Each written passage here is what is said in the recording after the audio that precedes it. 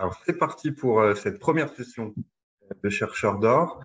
Merci d'être présents, relativement nombreux. Peut-être plusieurs personnes vont se joindre à nous le temps que je fasse cette présentation. On a choisi un format pour le moment en test de webinaire. On ne se voit pas tous pour le moment. En revanche, dans la partie échange, qui vous le verrez, sera proposée à chaque étape de la présentation d'aujourd'hui. Vous pourrez avoir la parole. On a un mécanisme qui nous permet de vous donner la parole. Donc, manifestez dans la partie questions-réponses et on prendra vos questions et on vous donnera la parole si c'est des questions ou des remarques ou des suggestions. L'idée étant d'avoir un échange le plus riche possible. Alors, on souhaitait vous proposer déjà, c'est qui on est. Donc, on est le Learning Planet Institute. Pour ceux qui ne le connaissent pas, c'est un institut pluridisciplinaire de recherche, mais aussi qui met en pratique des pédagogies et des recherches participatives, des pédagogies actives. Et pour ce qui me concerne, je travaille sur un programme d'inclusion qui m'amène et amène mes collègues à être en relation avec des personnes en situation de fragilité, de vulnérabilité. Et l'objectif étant d'essayer d'activer et de révéler leur potentiel, leur talent. Évidemment, ça n'est pas si évident que ça. Et on se pose toujours beaucoup de questions. Et la richesse et la chance qu'on a ici, c'est d'avoir des chercheurs en résidence et aussi un écosystème de chercheurs autour du Learning Planet Institute qui nous permet d'introduire dans nos contenus ou d'avoir quelques réponses à nos questions. Et c'est lors d'un échange comme ça avec Franck, je vais essayer de présenter, que nous est venue l'idée de chercheurs d'art. Tout à fait. Bonjour tout le monde. Donc, comme l'a dit Johan, l'idée d'origine, c'était par nos expériences. Alors, moi, je suis enseignant en psychologie et j'ai fait partie de la rédaction des premiers programmes du suivi de l'inclusion.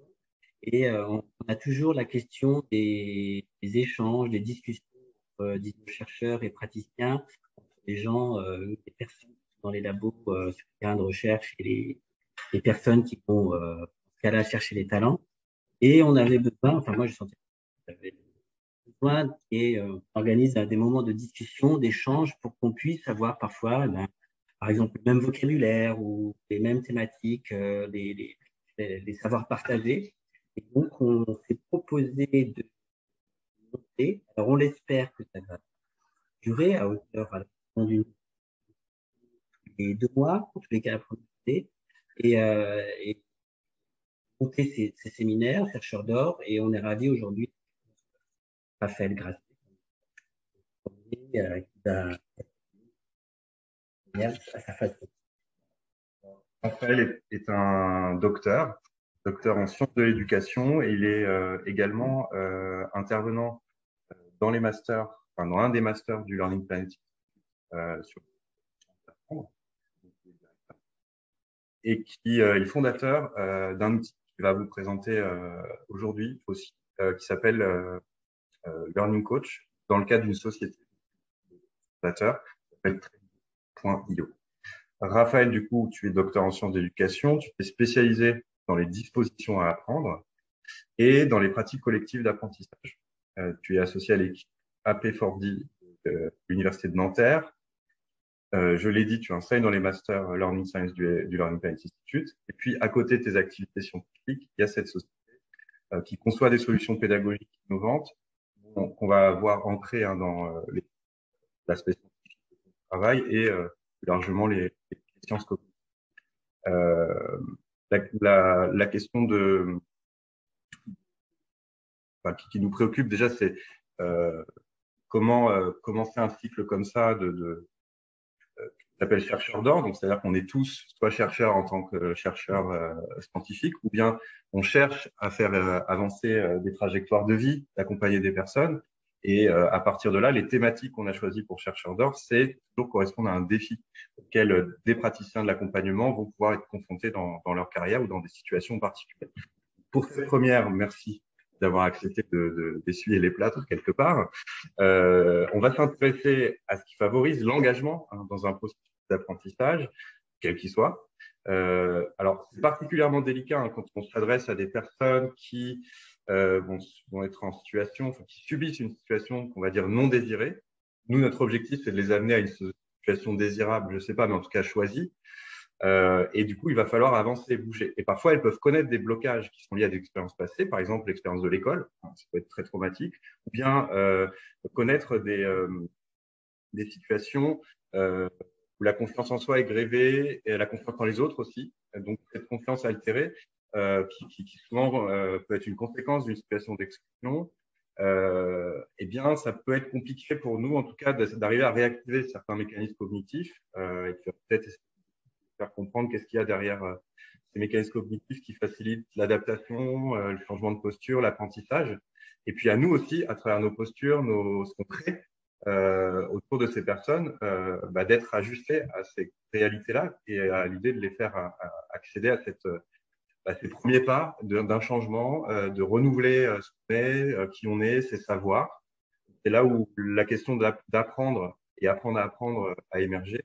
Forcément, c'est tourné vers toi, en tout cas sous la houlette de Franck, pour se poser sur cette question de l'apprenance.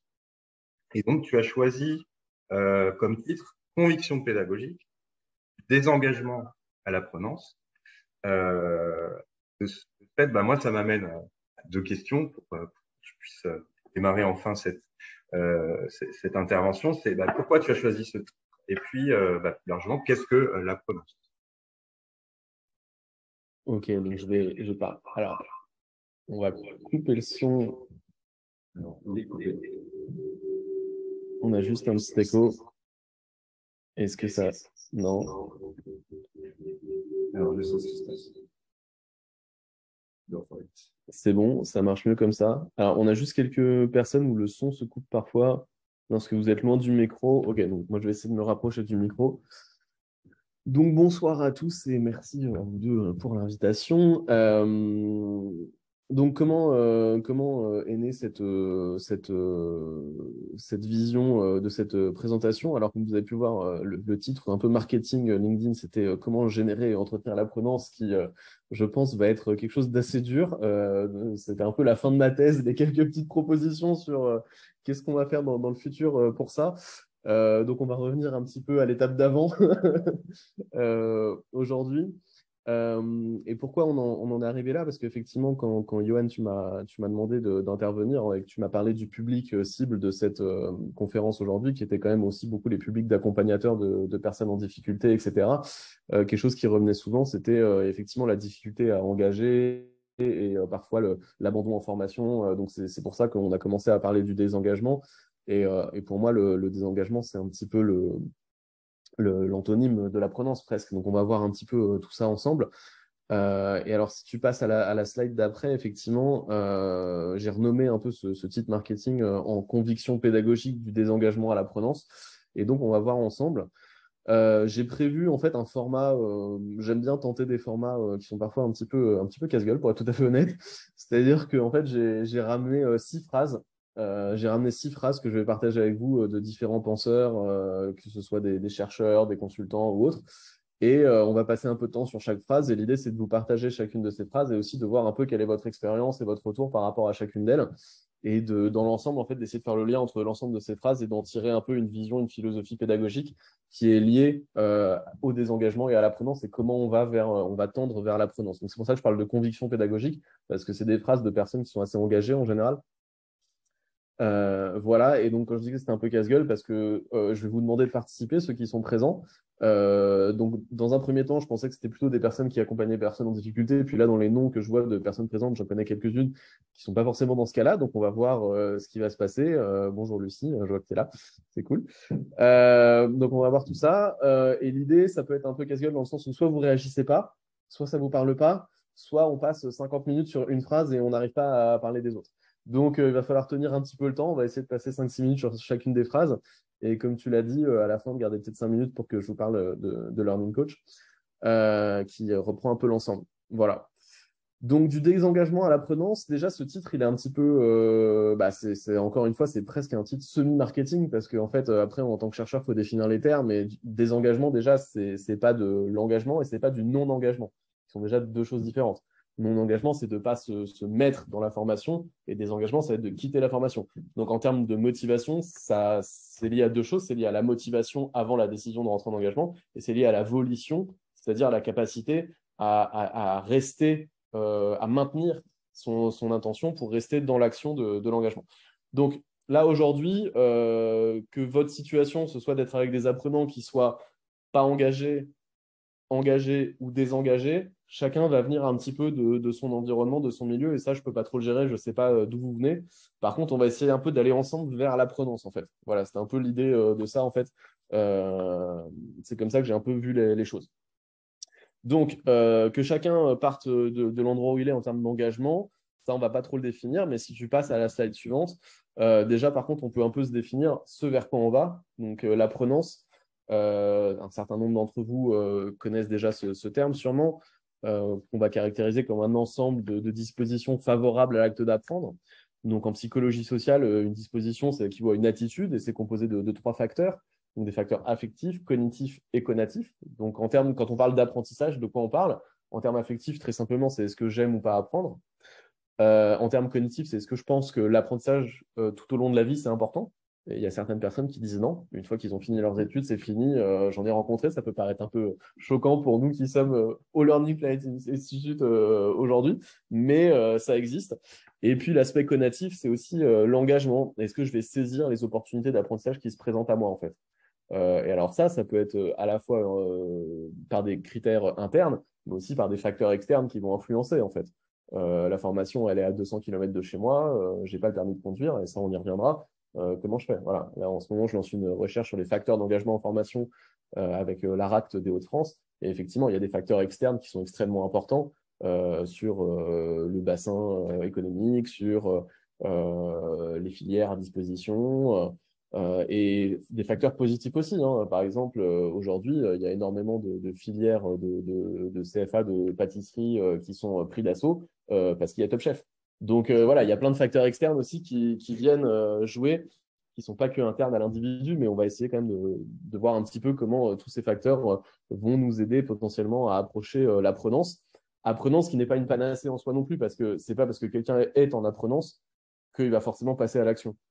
Justement parce qu'il y a d'autres facteurs externes. L'apprenance, c'est un facteur interne qui appartient à l'individu. Donc, si déjà ce facteur est présent et que la personne va être en apprenance, ça va favoriser l'engagement et ça va inhiber le désengagement et le non-engagement. Mais il peut y avoir d'autres facteurs qui ne font pas que ça transmet et que comment dire, ça se transforme dans un engagement fort en formation. Voilà. Donc, c'est parti pour ces 6 phrases. Il nous reste 45 minutes, donc on va essayer de faire 6 x 6, 36. On va passer 6 minutes par phrase. Je vais juste passer 1 minute rapidement à vous présenter chaque phrase, vous donner peut-être un petit peu de contexte sur qui l'a dit. Juste pour vous dire, c'est des phrases, je les ai un petit peu reformulées, donc je n'ai pas donné la référence exacte de où je les ai trouvées. C'est peut-être parfois juste pour reformuler un peu la vision de cette personne. Pour simplifier et puis pour avoir un format un peu commun à chacune des phrases. Donc, ce n'est pas des citations de chercheurs de recherche, quoi. C'est vraiment une vision globale.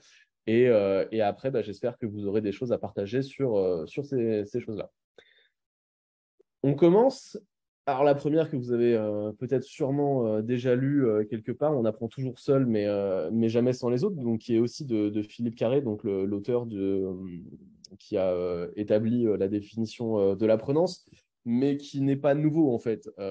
C'est un peu ce que disait déjà Newton en 1676, pardon, qui utilisait si j'ai pu voir aussi loin, c'est parce que j'étais sur les épaules de géants. Cette phrase, elle est assez connue quand même. Et en fait, ça veut dire que même, on peut même apprendre en autodidactie, mais on se repose toujours sur le travail d'autrui avant soi, quoi. Et ça, c'est important. Aujourd'hui, on parle de mémoire transactive. Donc, par exemple, c'est une espèce de déportation de la mémoire. Et ça a été étudié dans les couples dans un premier temps, c'est-à-dire que il y en a toujours un dans un couple qui sait où sont les clés de la voiture, quoi. Et en fait, l'autre se repose sur lui pour lui demander où sont les clés, en fait. Donc aujourd'hui, les livres sont des mémoires transactives, mais ces livres ont été écrits par d'autres personnes. Internet est une mémoire transactive, Wikipédia est une mémoire transactive immense. Et donc, même si on apprend seul, c'est un peu, enfin moi j'essaie de traduire un petit peu cette phrase, on repose toujours sur les autres, notre savoir est social, même si on est seul. Voilà, donc ça c'est un premier point à prendre en compte dans les formations et autres. Et donc voilà, est-ce que déjà vous avez une première réaction par rapport à cette phrase? Donc n'hésitez pas à lever la main. Vous, comment vous le vivez? Quelle expérience vous en avez? Jean, je sais pas, mais par exemple, je te désigne directement, hein, mais je sais que c'est quelque chose qui est très présent pour toi et je le vois que tu réagis beaucoup, donc dans les commentaires. Alors, je sais pas si tout le monde voit les commentaires, en fait, je crois que c'est des commentaires privés et après qui sont rendus publics, je ne sais pas. Jean,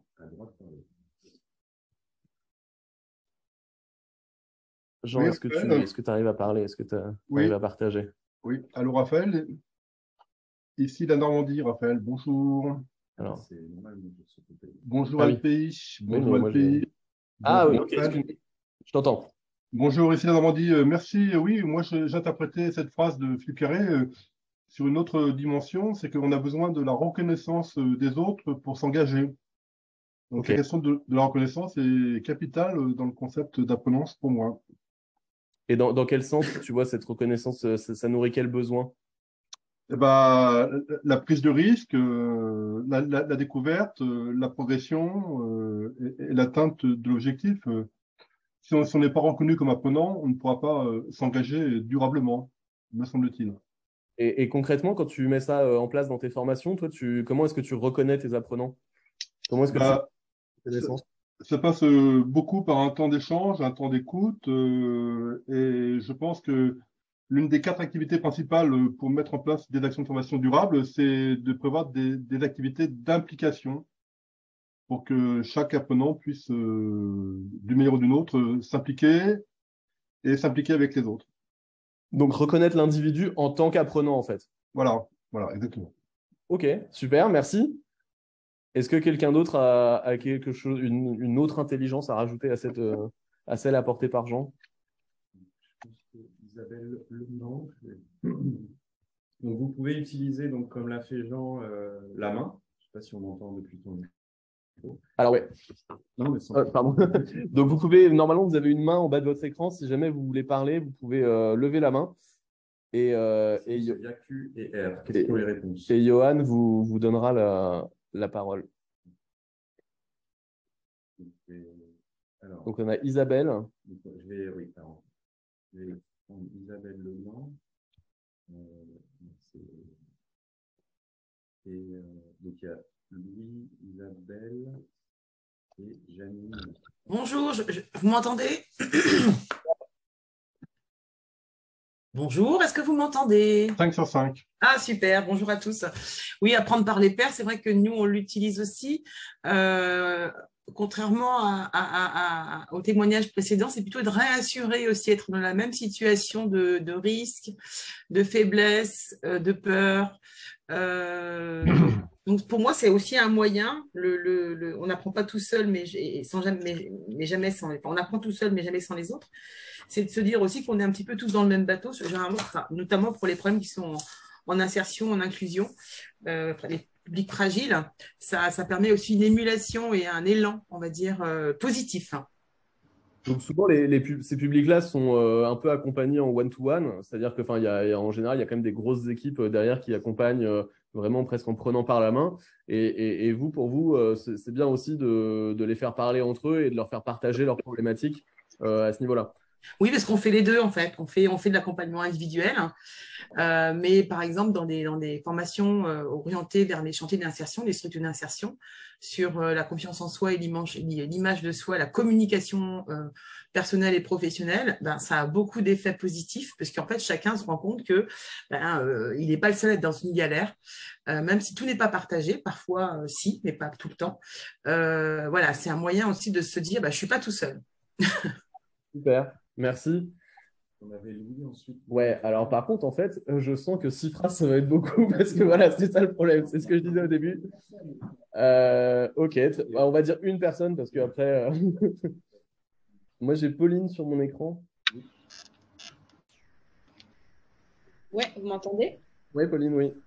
Oui, moi, c'est une situation complètement différente. Je ne suis pas du tout dans le milieu de l'insertion, mais en fait, on dispense des formations un peu en one-shot. On ne revoit pas les gens après.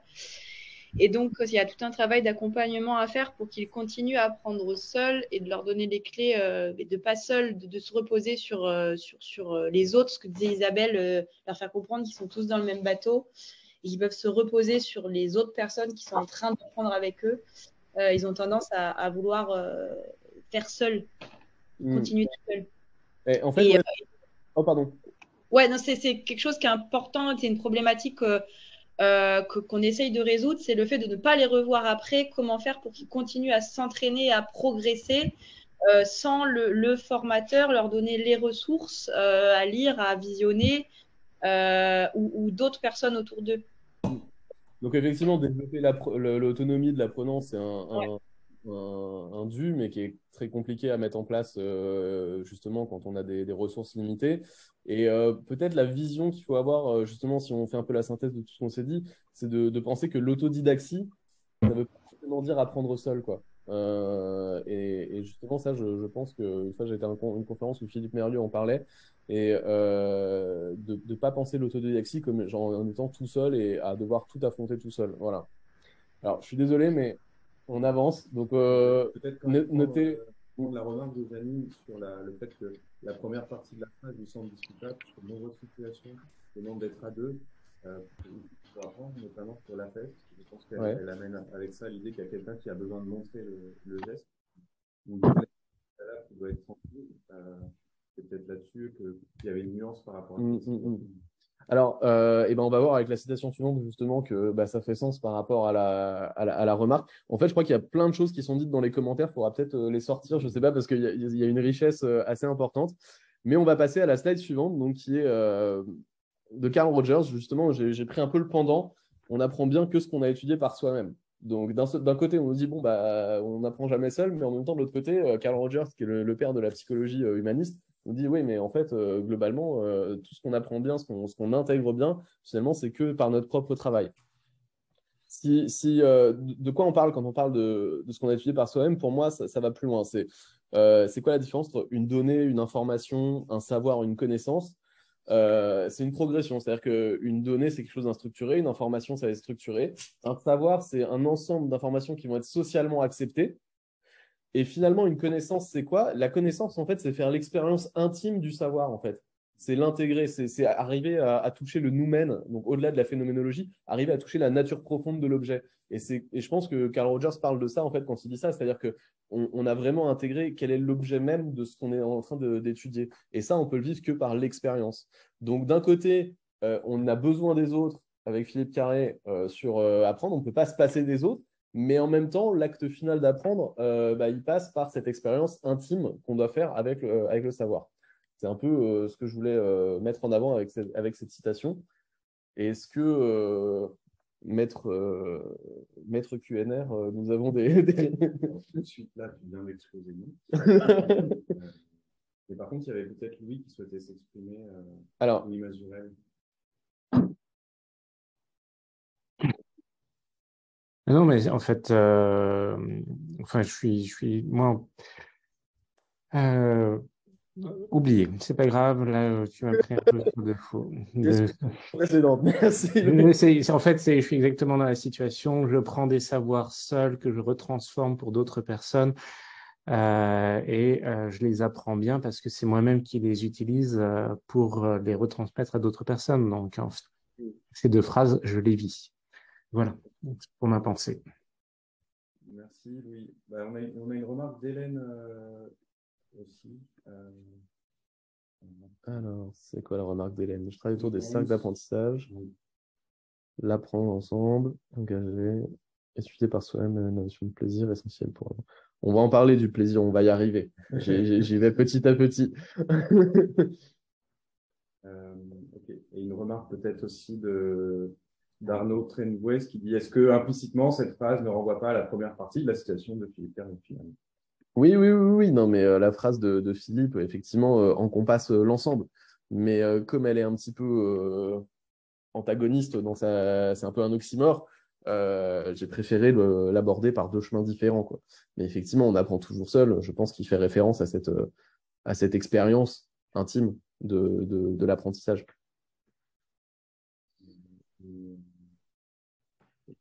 Est-ce que Jean voulait réintervenir?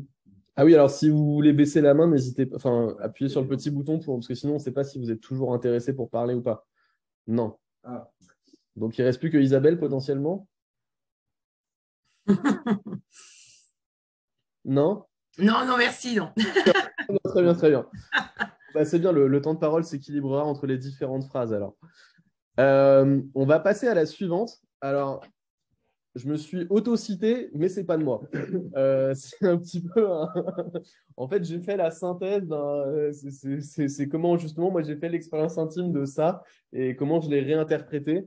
Mais globalement, ici, je parle de quoi? En fait, je parle principalement en fait, des travaux sur les théories de l'autodétermination de Deci et Ryan, qui expliquent en fait les différents. Donc, il y a à peu près 7 niveaux de motivation, de la motivation à la motivation intrinsèque, qui permettent d'expliquer justement l'engagement que la personne va avoir ou pas.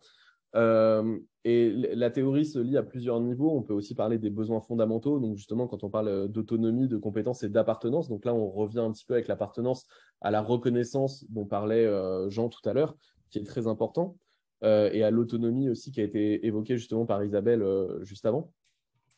Mais comme cette théorie est un peu complexe et je ne savais pas trop qui j'allais avoir en face de moi ce soir, pour être tout à fait honnête, j'avais décidé un peu de la simplifier. Et en fait, pour moi, il y a effectivement 3 manières, 3 leviers de motivation en fait, sur lesquels on peut jouer et qui sont vraiment primordiaux et qui se situent dans les stades les plus élevés de l'autodétermination.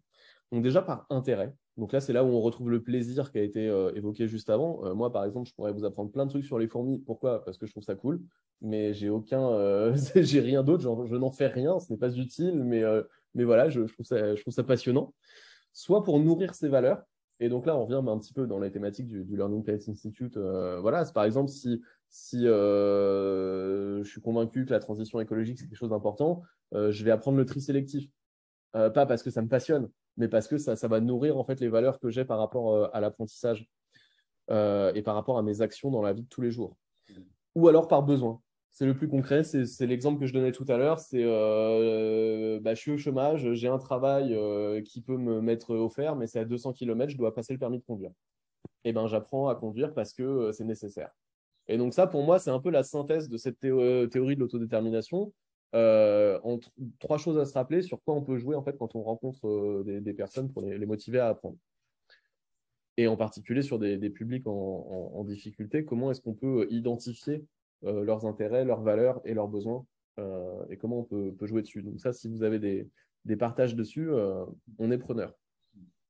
Donc Isabelle, on considère qu'elle est plus intéressée pour parler, même si elle a la main levée depuis tout à l'heure. Ou alors il faudra la relever.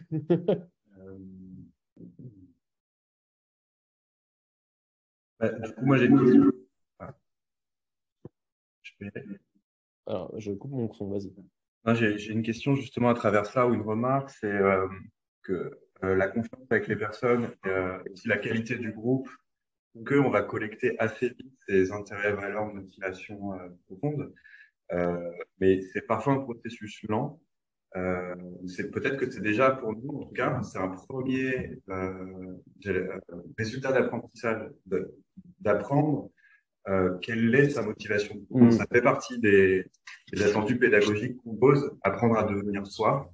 Et je salue Laurent Sauvet s'il est là, qui a aidé à faire émerger cette notion. Mais apprendre à devenir soi, c'est un résultat pédagogique, même presque un Graal. Et ça commence par aller chercher ça. C'est en fait, qu'est-ce qui te motive? Dans quelle situation tu t'es senti super à l'aise, où tu pensais plus à ce qu'il y avait autour, où ça allait bien avec les gens, tu avais un moteur en toi. C'est comme ça qu'on fait, avec cette émergence, ces questions-là, qu'on peut avancer pour aller chercher ensuite un parcours apprenant sur des notions un peu qui demandent de l'effort, hein, comme nous dit Nathalie, en effet.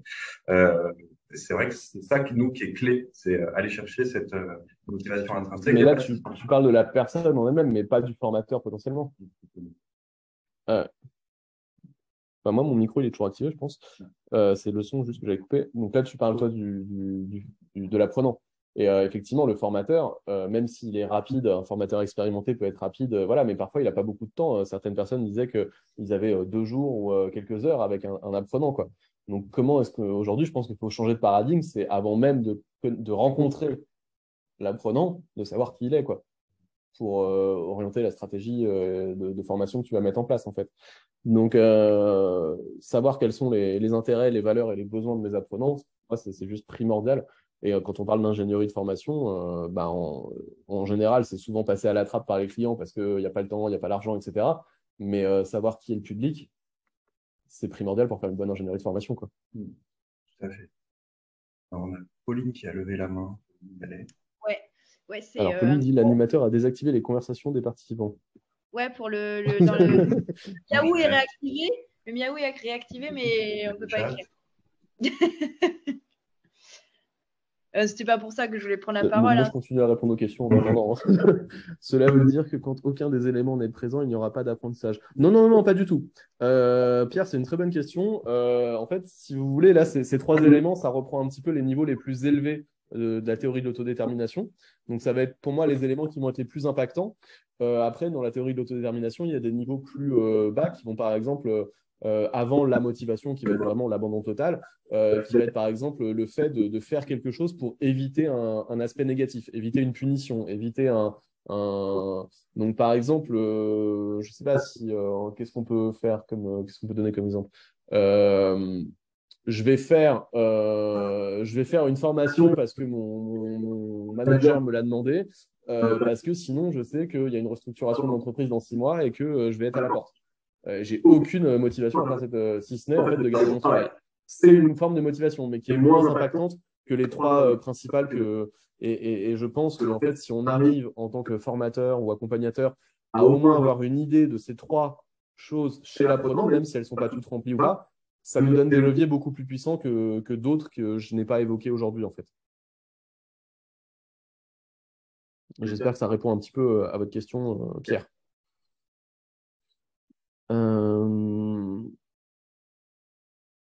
Alors après, je relis les questions, mais j'ai plus forcément le contexte dans lequel elles ont été posées. Donc, qu'apprendre, cela demande un effort avec la gamification. Le problème du chat a été... D'accord, très bien.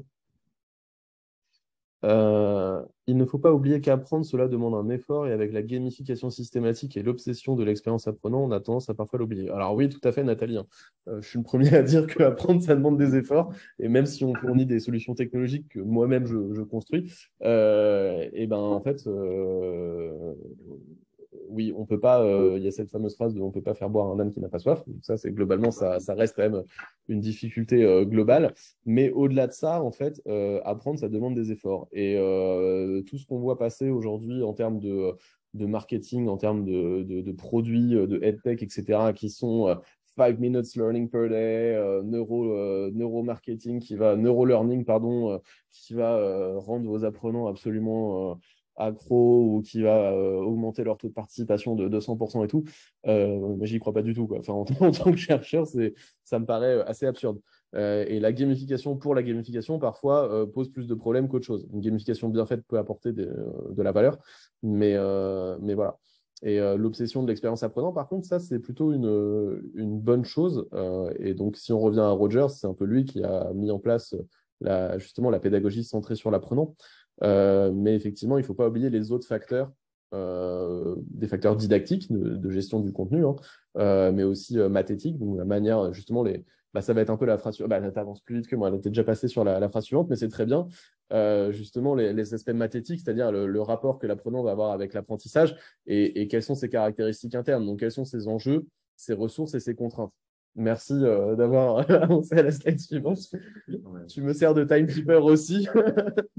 Donc voilà, qui est un peu une synthèse d'Olivier Charbonnier, donc qui est un consultant dans tout le domaine du learning, et qui se rapproche un petit peu de ce qu'on appelle les environnements capacitants. En fait, ça questionne un petit peu la perception que l'apprenant va avoir aussi de ce qu'il y a autour de lui, de quelles sont ses ressources et quelles sont ses contraintes. Donc ça vient de l'économiste Amartya Sen, donc, qui a étudié sur les populations, en fait, comment elles percevaient l'environnement et comment elles pouvaient agir au-delà de ça. Et ce qui est assez marrant avec cette phrase, en fait, je l'ai intégrée parce que, en fait, si vous lisez cette phrase, on apprend selon ses enjeux, ses ressources et ses contraintes. En fait, c'est quasiment la définition d'un jeu. Un jeu, c'est quoi? C'est des ressources, une ou des contraintes et un objectif. Et donc, juste avant, on parlait de gamification.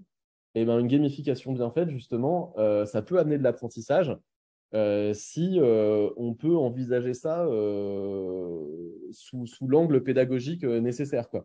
Et cet angle pédagogique, bah, justement, ça peut être de prendre en compte les ressources, les contraintes et les enjeux de l'apprenant. Enjeux qui ne sont pas forcément les mêmes que l'objectif de la formation attendue. Et c'est là où, justement, parfois, ça coince un petit peu, quoi. Donc voilà, donc cette phrase, est-ce que je crois qu'elle vous fait beaucoup réagir et je vois plein de notifications, je ne peux pas tout lire en même temps, mais alors oui, il y a des nuances. Personne qui amène des nuances sur l'attrait un peu effet de mode actuel sur la gamification. Peut-être que tu peux creuser un peu plus en quoi le jeu est intéressant par rapport à ce que tu veux amener sur cette notion de contexte. Enfin, si j'amène ouais, c'est que nous, c'est la sécurisation. C'est-à-dire que quand on joue, c'est pas grave si on... Alors là, ce que tu me dis, ça me fait penser à une chose. En fait, c'est important dans l'apprentissage d'avoir deux espaces différents. Un espace d'apprentissage, où là, on a le droit à l'erreur, il y a la sécurité justement cognitive, affective, de pouvoir se tromper, d'être dans un environnement sécurisant. Et il y a l'espace de performance, où là, on va devoir justement ne pas faire d'erreur. Et voilà, les militaires sont très bons là-dedans en termes de formation. Voilà, il y a même des protocoles très précis sur charger un obus en espace d'apprentissage et charger un obus en espace de performance. Donc là-dessus, il y a plein de littérature, en particulier avec DARPA, avec l'armée américaine, avec Gagné, tous ces gens-là qui ont beaucoup travaillé sur justement la didactique en fait de la performance à différencier de la didactique de l'apprentissage, quoi. Et juste par rapport à la gamification, l'autre point en fait auquel ça me fait penser, c'est l'attention en fait. L'attention, c'est quand même un mécanisme fondamental de l'apprentissage qui est nécessaire. Et je pense que le grand bénéfice de la gamification, ça va être de maintenir l'attention de l'apprenant. Mais justement, parfois, ça peut aussi être au détriment parce que ça peut partir dans tous les sens, quoi. Donc, on a Marlène et une autre personne, Nathalie, qui mettent l'accent sur le sentiment d'efficacité personnelle. Est-ce que c'est le moment de poser cet aspect? Est-ce qu'on parle du sentiment d'efficacité personnelle à cet endroit-là? Oui, alors là, c'est juste que je refasse le lien, parce que là, tu me dis une phrase, mais c'est... Moi, c'est dans les commentaires. Peut-être que l'une ou l'autre veut prendre la parole. Ouais, ce serait bien. La personne qui a parlé de SEP, si on peut lui donner la parole, si elle peut lever la main et prendre la parole. C'est Marlène, effectivement. Marilène, oui. Je crois que votre micro est activé. D'accord, vous m'entendez? Oui. D'accord. Oui, non, c'était en fait plus sur la slide précédente par rapport à la motivation. C'est-à-dire que, enfin, moi, je travaille avec des publics en grande difficulté, en l'occurrence, et c'est vrai que vous parliez au départ, d'ailleurs, souvent d'une forme de traumatisme, parfois du contexte scolaire. Et c'est vrai que nous, on travaille beaucoup sur ce sentiment d'efficacité personnelle pour donner justement travailler sur l'autodétermination, justement l'envie d'apprendre, la pérédance, toutes ces choses-là, et qui sont en fait un préalable pratiquement avant de passer sur la formation plus concrète. Voilà. C'est-à-dire que sans efficacité, sans ce sentiment, on a du mal à avoir des personnes qui ont envie d'apprendre, tout simplement. Alors, tout à fait, c'est un facteur qui est clé dans l'apprentissage. Et comme vous disiez, en fait, on peut avoir aussi parfois, alors ce qui a été nommé dans certaines recherches sur l'apprenance, des brûlures d'apprenance. Donc, par exemple, on peut beaucoup penser aux mathématiques. Donc, je crois que c'est Albert Temken qui a travaillé sur ce sujet-là en tant que chercheur, qui a travaillé sur, en fait, justement, des pans d'apprenance qui sont brûlés. L'école nous a cassé notre envie d'apprendre les maths. D'ailleurs, il y a plusieurs films qui sont sortis sur le sujet, hein, Comment j'ai détesté les maths, il y en a plusieurs comme ça.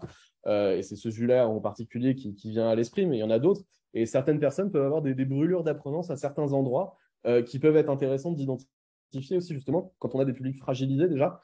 Donc après, c'est difficile parce que ça peut être à n'importe quel endroit, mais en tant que formateur, accompagnateur, ça peut être bien d'avoir un peu une attention particulière à ça. Et pour reprendre le SEP, c'est un peu à double tranchant parce que le SEP, en termes de littérature, à la limite, les personnes qui ont un SEP faible, l'avantage, c'est que assez facilement, elles peuvent l'augmenter. Et par contre, c'est à contraire un peu casse-gueule pour les personnes qui ont un SEP fort. Parce que elles, le jour où elles vivent un échec, là, par contre, c'est la catastrophe. Parce que justement, Donc finalement, en fait, c'est presque mieux de commencer avec un SEP faible. Alors c'est vrai que si vous travaillez avec des gens qui ont 40 ans et qui sont en reconversion, bon, c'est un peu compliqué. Mais l'idée, effectivement, ça va être plus facile à construire qu'à reconstruire. Voilà. Alors que nous, pour travailler là-dessus, on passait par des ateliers de travail de la peinture ou d'ateliers d'écriture, des choses comme ça. Et en fait, on passait par là pour donner ce goût à l'apprenance finalement. Alors, par contre, là, c'est à différencier parce que le SEP, en général, il est quand même très contextualisé. Un SEP dans un domaine ne sera pas forcément transférable dans un autre domaine. Donc... Alors, on faisait les transferts. En fait, il y avait tout un travail de métacognition à la fin des ateliers pour faire ce travail-là, justement, de transfert. Bah, super atelier, j'aurais bien voulu y participer. On a écrit un petit livre d'ailleurs. Hélène, peut-être. Dernier partage d'Hélène et après on passe à la suivante. Oui, ce que je trouve intéressant, on apprend selon ses enjeux, ses ressources et ses contraintes, et c'est aussi le fait d'apprendre. En fait, aujourd'hui, souvent, c'est aux élèves, en tout cas à l'apprenant, de s'adapter finalement à un contenu qui est proposé par un formateur, et dans cette notion justement où chacun avance à son rythme, chacun a ses propres contraintes, a un imaginaire différent, enfin une culture différente. Comment justement c'est toute l'idée des cercles d'apprentissage justement, mais le fait que chacun avec ce qu'il est arrive et puis faire émerger ensemble un apprentissage autour d'une question qui interpelle les uns et les autres, mais comment en fait essayer plus d'innover, je pense, sur les manières d'apprendre et ensemble, pourquoi pas, parce que c'est quand même, on l'a vu là juste avant, à travers des citations, mais apprendre ensemble, ça aide à faire émerger plus vite souvent des choses. Donc voilà, juste la question de la manière de s'adapter à l'apprenant ou à l'apprenant de s'adapter à un formateur ou un accompagnateur, quoi. Aujourd'hui, attends, mais arrête de passer trop vite. J'ai encore une chose à dire sur le slide d'avant par rapport à la question d'Hélène. Là, typiquement, on parle de ce qu'on va appeler la différenciation pédagogique qui a beaucoup lieu principalement aujourd'hui au primaire, collège, lycée, ça devient compliqué par les professeurs, mais qui est très compliqué parce qu'il y a aussi les ressources du professeur. Donc, et les ressources du professeur sont limitées. Donc, pour moi, aujourd'hui, cette question, après, c'est plus le côté trop chercheur, mais c'est plutôt le côté entrepreneur qui dit que ça va plus passer par l'intelligence artificielle, par la capacité de détecter les spécificités de chaque apprenant et lui proposer un parcours personnalisé. Et aujourd'hui, c'est un peu le problème des équipes pédagogiques, c'est qu'en général, elles n'ont même pas les ressources pour proposer cet accompagnement qu'elles pourraient, elles ont les capacités, mais si elles avaient les ressources temporelles et financières. Et donc aujourd'hui, je pense de plus en plus dans les années à venir, on va utiliser justement les ressources technologiques pour adapter au mieux chaque formation à chaque apprenant.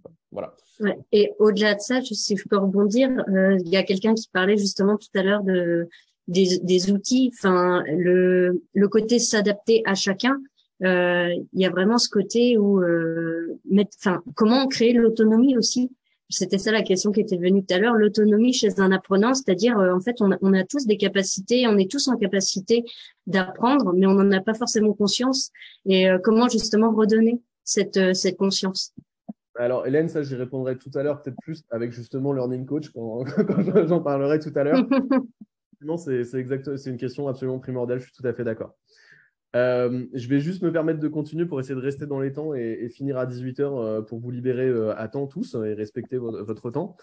Donc la phrase suivante que vous lisez depuis au moins 100 minutes maintenant, qui est on doit pouvoir apprendre aussi vite que le monde change. Donc Gary Hamel, c'est plutôt un consultant, c'est pas un chercheur, mais il a une vision peut-être un peu plus aussi pragmatique des choses.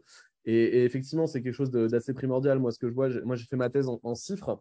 Et donc j'avais un peu un pied dans la recherche et un pied dans le privé, dans le monde du travail, et c'est des mondes totalement différents. Et d'un côté on faisait des colloques sur la société de l'accélération et de l'autre sur LinkedIn je voyais des gens qui disaient mais ça commence à aller très vite, comment on fait pour suivre quoi. Et effectivement aujourd'hui la quantité de savoir dans le monde n'arrête pas d'augmenter. D'après une étude qui était sortie par Attali, donc quand il a fait des rapports pour le gouvernement, doubler le savoir mondial dans le monde, ça prenait 7 ans en 2007. Et en 2030, ça devrait prendre 72 jours. Et d'un autre côté, il y a à peu près 8 adultes sur 10 qui n'ont pas les bonnes stratégies d'apprentissage, qui ne savent pas apprendre correctement. Et post-Covid, donc ça avait déjà influencé, il y avait à peu près 1 personne sur 4 seulement qui disait être prête à prendre son apprentissage en main, à décider de son avenir. Post-Covid, donc post-2 ans de réflexion intense pour elle-même.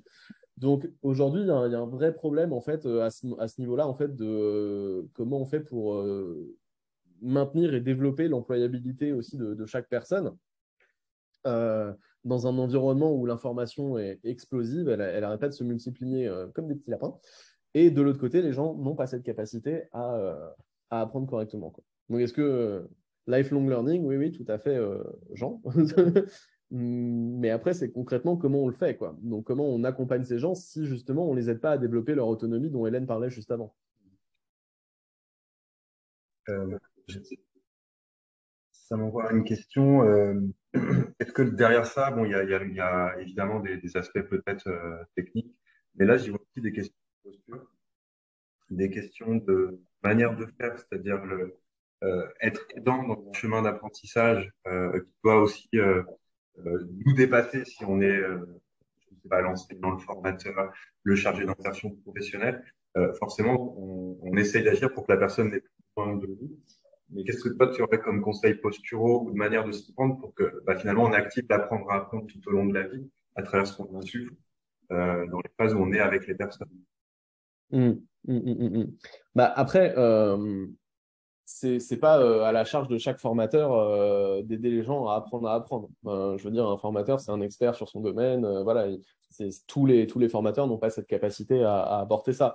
Donc peut-être que c'est fournir les outils qui vont aider l'apprenant à acquérir cette compétence en amont de la formation. Donc c'est une valeur ajoutée que le formateur peut avoir quand il propose sa formation. Et en même temps, il peut y avoir aussi dans la formation une intégration, donc que le formateur se forme lui-même à apprendre et qu'il connaisse les techniques et qu'il puisse aussi accompagner la réflexivité des apprenants, leur capacité à se fixer des objectifs et pas se limiter à la fin de la formation. En général, les formateurs aussi ils ont un peu le nez dans tiens, moi je vais me faire. C'est marrant parce que c'est le formateur qui se fait évaluer à la fin de la formation. En général, c'est pas les apprenants. Qui est-ce qui reçoit une petite fiche de notation? C'est le formateur. Donc, en général, il y a un peu une limitation à ça, mais peut-être que de faire un petit cadeau, de dire, voilà, quelques pistes pour vous aussi, pour continuer à avancer par la suite, mais à la fois en termes de contenu, mais aussi en termes de posture étudiante, en fait, donc de travailler les deux. Même si, effectivement, ce n'est pas forcément le rôle de ce formateur-là en particulier pour cette formation-là, quoi. Donc, c'est un sujet complexe. Et aujourd'hui, pour moi, ce qui me paraît le plus important, ce serait qu'on l'apprenne à l'école. Mais ce n'est pas encore le cas. Ok. Alors, donc, il y a pas mal de réactions aussi sur la question d'évaluer l'action de Jonathan. Est-ce que les apprenants devraient s'évaluer eux-mêmes? En tout cas, nous, lors d'Impact Institute, sur les programmes inclus, on le fait sur les masters auto-évaluation, évidemment, c'est ça. Et peut-être c'est l'occasion, avant de passer à la partie... il y a encore une dernière slide, ouais, mais... la partie suivante, c'est... en fait, résumer ce que ça voudrait dire un environnement capacitant, parce que là, j'ai l'impression qu'on vient nous voir différents... Ah oui, 1 heure, c'est court, hein, mais c'est pour ça que j'ai pris que 6 slides, mais après, moi, j'essaie de donner des points de vue, et avec les réactions des uns et des autres, chacun va prendre un petit peu ce qu'il peut et faire ses propres liens, quoi, hein. Je ne suis pas en mesure de vous donner la définition parfaite de l'environnement capacitant ce soir. Voilà,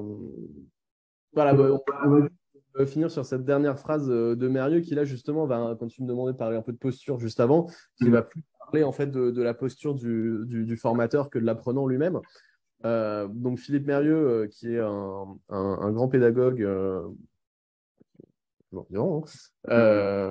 et qui a une vision très politique de l'apprentissage et de la formation. Et qui a écrit un livre, donc si tu rappuies normalement sur ta slide, tu vas faire apparaître un petit livre, voilà, qui s'appelle Frankenstein pédagogue, donc que je vous recommande tous si vous ne l'avez pas lu. C'est un petit format qui se lit très rapidement, mais qui parle justement de renoncer à fabriquer l'autre, parce que quand on dit former un individu, c'est donner forme, c'est modeler, c'est presque de la glaise. Donc, c'est un peu se donner une identité de Dieu, de créateur, quoi, de former l'autre. Mais on l'accompagne vers sa liberté, c'est autre chose. C'est qu'il se fasse œuvre lui-même, en fait. Voilà, plutôt que de former l'individu, de le manier, on va l'aider à se révéler lui-même. Et donc ça, c'est aussi, quand tu parlais de comment doit être le formateur, c'est la posture du formateur aussi de former dans ce sens-là. C'est un peu, ça me rappelle un petit mime sur Internet où un parent dit à son enfant, alors quand tu seras plus grand, je veux que tu sois indépendant, etc., etc. Mais pour l'instant, tu m'obéis. Hein. Et voilà, c'est antagoniste, on ne peut pas faire les deux, quoi. Donc il y a un moment, en fait, il faut aussi donner les moyens de sa propre liberté à l'apprenant. Alors, je pense qu'en fait, c'est vrai que ça marche beaucoup mieux dans le chat. Si vous n'êtes pas sur le chat, rejoignez le chat. Moi, j'ai beaucoup de mal à lire tout en même temps que je parle, mais je crois qu'il y a beaucoup d'échanges sur le chat. Et c'est sûr qu'il y a des personnes qui n'arrivaient peut-être pas à accéder à questions-réponses, donc j'aurais ouvert le. D'accord. Parce que sinon, c'était le plus simple, question-réponse. Est-ce que quelqu'un veut intervenir oralement quelqu'un a quelque chose à dire? Si vous voulez lever la main, on a peut-être le temps pour une.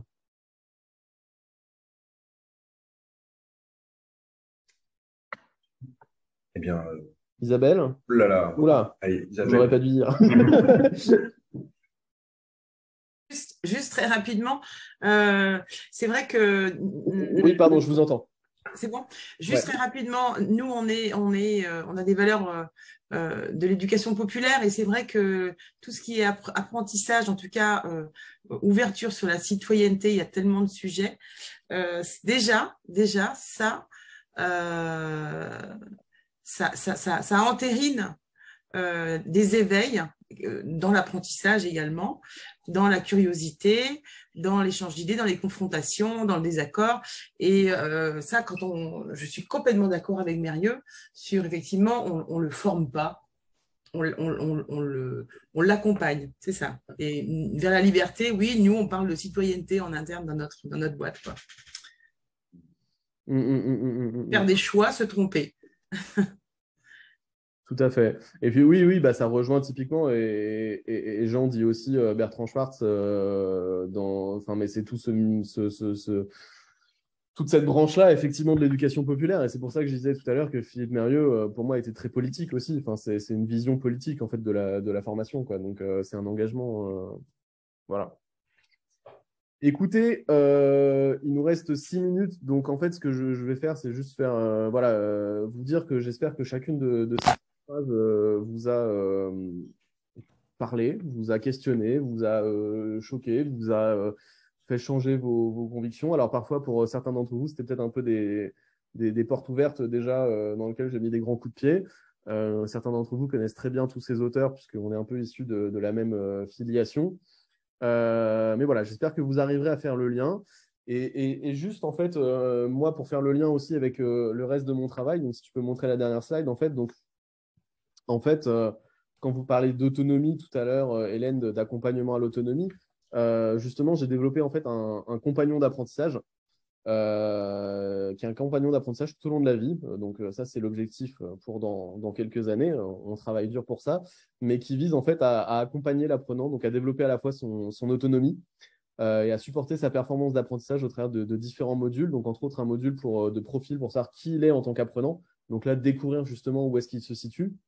Un coach qui est un petit peu un chatbot en fait qui lui permet de lui répondre à ses questions sur son apprentissage, sur les fondamentaux, l'impact du sommeil, de la confiance en soi, mais aussi des pratiques de réflexivité. Il peut avoir des conversations de réflexivité avec le coach, avec des activités pour que vous puissiez justement tout à l'heure quand on disait que les ressources des formateurs étaient aussi limitées, que le formateur puisse calibrer déjà un accompagnement par rapport à sa formation pour l'accompagnement en fonction de son profil, que la personne puisse utiliser justement, quand on parlait tout à l'heure d'adaptation au profil de l'apprenant, une IA pédagogique qui va l'aider à travailler ses connaissances, donc en générant automatiquement des QCM qui vont servir d'évaluation formative, ce genre de choses.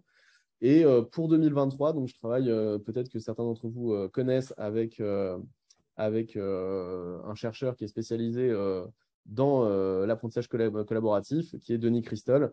Et donc, on va intégrer dans ce projet l'idée de pouvoir créer des collectifs et de proposer des coachings en autogestion pour ces collectifs pour mieux apprendre ensemble.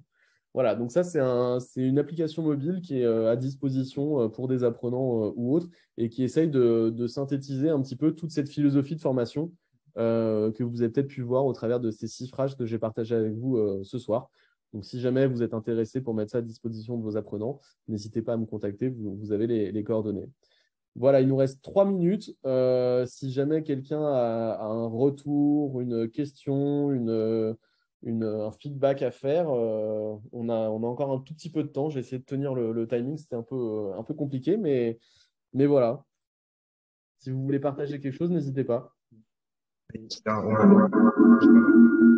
On a un retour sur le fait que avec des ados avec qui on passe très peu de temps, Christophe là, qui nous partage ça, on a 2-3 semaines, 24 semaines sur 3 ans, comment structurer une approche qui permet de leur faire toucher cette notion de liberté. Oui, sacré défi. Oui, oui. Mais là, c'est dans la posture du formateur, quoi. Et puis après, là, je ne connais pas le dispositif pédagogique, donc ça va être dur de répondre spécifiquement là-dessus. Hein. Là, je botte un peu en touche, j'avoue, mais sans connaître les détails, c'est compliqué, quoi. On va pouvoir laisser la parole aussi à Jean qui a levé la main. Jean Vendée. Ouais. Oui, vous m'entendez? Oui. Oui, le plaisir d'apprendre, hein, c'est une dimension fondamentale des conditions de l'apprenance. Et donc, on va fêter avec le LPI et d'autres partenaires, donc le Cercle APE, le 4e Festival de l'apprendre autour du 24 janvier 2023. Donc voilà, donc faisons la fête. Tout à fait. Donc, vous pouvez aussi, si vous voulez organiser des manifestations, que ce soit dans votre ville ou dans votre organisation, dans votre établissement, vous pouvez, je crois qu'il y a un site internet sur le LPI où vous pouvez proposer des activités pour rejoindre le Festival de l'apprendre. Tout à fait. Donc, ah bah voilà, super. Jean a déjà mis le lien. Jean,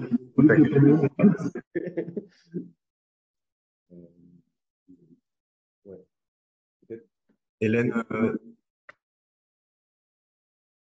Oui, petite question juste par rapport à la plateforme. Du coup, si je comprends bien, ça veut dire que chacun y met dessus enfin, vous, en fait, c'est un outil que vous proposez. Il n'y a pas en fait, ça me fait écho, par exemple, par rapport à des MOOC qui sont spécialisés sur des thématiques précises. Là, vous avez une plateforme qui permet juste à quelqu'un de s'organiser dans son apprentissage, c'est ça? Alors, l'idée, en fait, c'est vraiment d'accompagner l'apprenant. Donc, en fait, de prendre en compte justement les différentes dimensions qu'on a évoquées.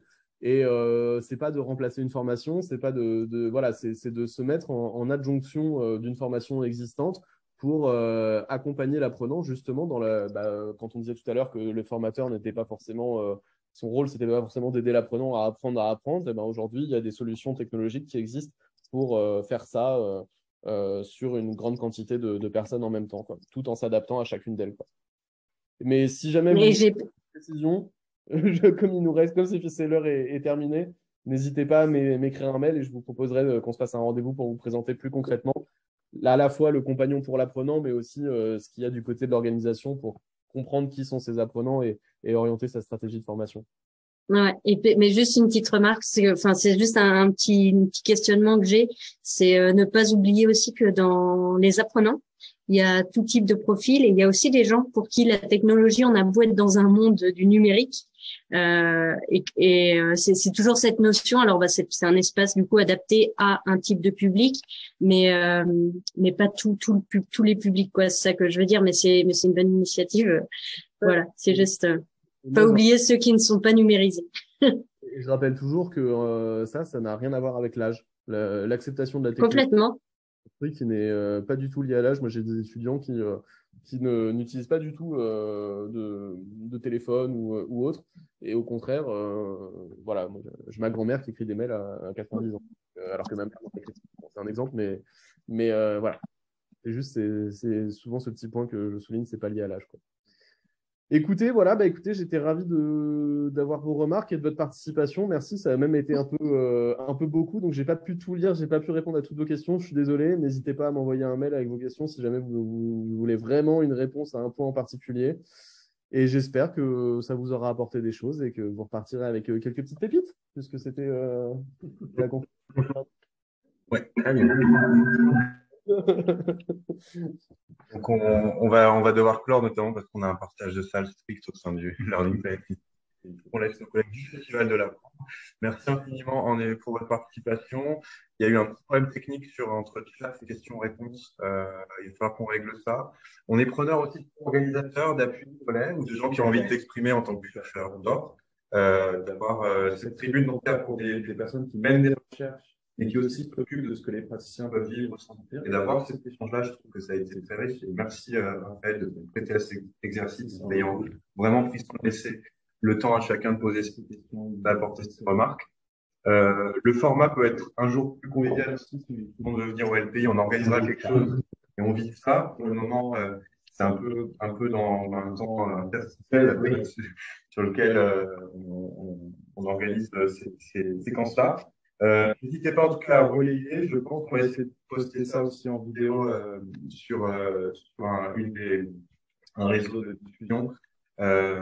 Que le LPI a. Et puis, si jamais vous avez d'autres remarques, besoins, etc., vous avez donc les coordonnées de Raphaël, ou bien vous nous contactez via LinkedIn ou via les mails. On vous mettra en relation. C'est un vrai chercheur d'or et il a énormément d'idées. Et pour nous, en tout cas, c'est aussi précieux de se poser la question de ce qu'on peut faire avec l'IA, avec les valeurs d'éducation populaire aussi. C'est-à-dire comment le moderne se nourrit de la technique. C'était quelque chose qui me paraissait pas incongru de traiter aujourd'hui sur la question de l'apprenance, parce que ça fait partie aussi des outils du quotidien et de demain, et y compris Zoom et aussi de Speech. Donc, on va s'améliorer. À très bientôt. En décembre, on donnera la date sur LinkedIn, pareil, et on vous aime. Bonne soirée à tous. Au revoir.